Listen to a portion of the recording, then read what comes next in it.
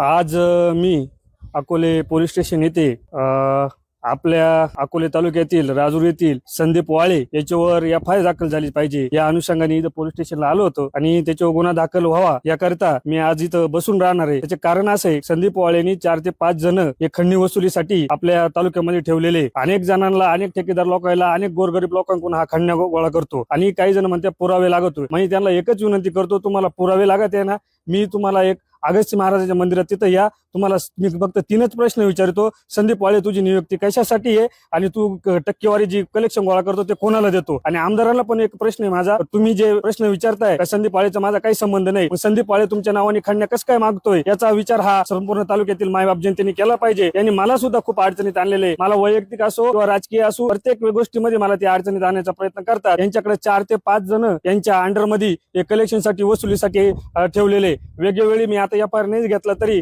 मी शेवटपर्यंत हा लढा मुंबईपर्यंत पार मुख्यमंत्री महोदयपर्यंत मी जाणार आहे आणि तिथं सगळी जी फाईल आहे ती तयार करून जसा मुख्यमंत्री महोदयाकडे पोच करणार आहे। कारण की आपला हा तालुका क्रांतिकारक तालुका आहे। आपल्या जर कोणावर अन्याय झाला, जो अन्याय करणाऱ्यापेक्षा जो अन्याय सहन करतो ना तो जास्त गुन्हेगार असतो। आणि माझी चूक झाली तर मी त्यांचं थोडस सहन करीत गेलो, परंतु एक मी राजकारण माझ्या पद्धतीने करतो, पण यांनी माझ्या आयुष्यामध्ये पण यांनी डावळाडवळ करायला लावली। माझे नातेवाईक माझ्यावर सोडवण्यात आले, अनेक गोष्टी माझ्याविषयी मला त्रास देण्याचा प्रयत्न केला। पण इथून मागे मी त्यांना एकच सांगतो, तुम्ही जर खरंच निष्ठावान असाल, तुम्ही जे खरंच जर प्रभू अगस्त्य महाराजांना जर मानत असतील, तिथं मंदिरात यावं, मी पण येतो। आणि जे आपले मीडियावाले त्यांना सगळ्यांना मी तिथं बोलतो, तुम्ही एकच प्रश्न तुम्हाला विचारतो का संदीप वाळेची नियुक्ती आमदार साहेब तुम्ही कशासाठी ठेवली, याचं उत्तर फक्त महाराजांच्या समोर त्यांनी द्यावं। मी यांच्यावर कधीच एफआयआर वगैरे काही दाखल करणार नाही। अहो साहेब, विषय असा आहे की मी आता आज नाव कोणाचं घेत नाही, पण संदीप वाळेंनी मी जे कायदेशीररित्या समजा कोर्टात जे नाव लागेल किंवा जे रेकॉर्डिंग आहे त्या कोर्टामध्ये मी ती देणारच आहे। पण आज एक सांगतो, संदीप वाळेंनी 3 ते 4 जण वसुलीसाठी ठेवलेले।